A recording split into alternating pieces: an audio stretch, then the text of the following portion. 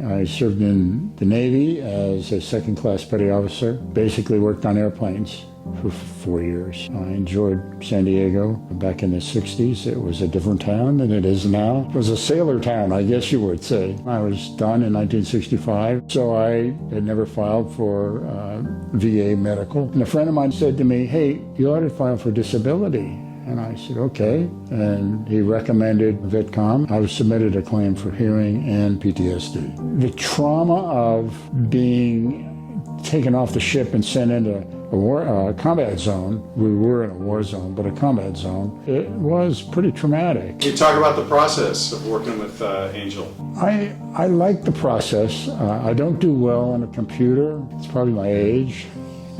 I was nervous, but it was an easy process. It worked well. We completed it, and it's submitted.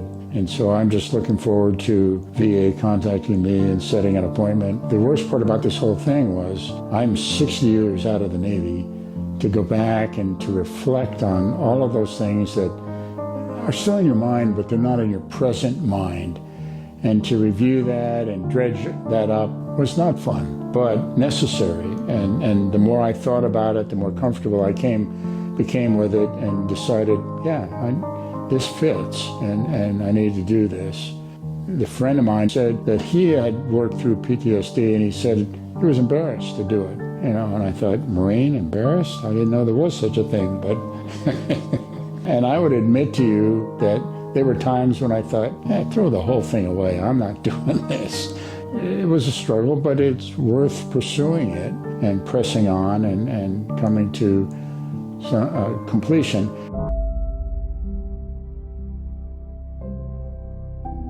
I think it comes basically from an understanding that if something is owed or available to you and you don't take advantage of it, you're kind of foolish. So coming to that realization, I thought, okay, I'm going to do something about this. And it's not vengeance. It's not you owe. This is available. So I'm going to step into it and see if I can make it happen. I think the best thing about it I like is it transfers from me to my wife should I predecease her.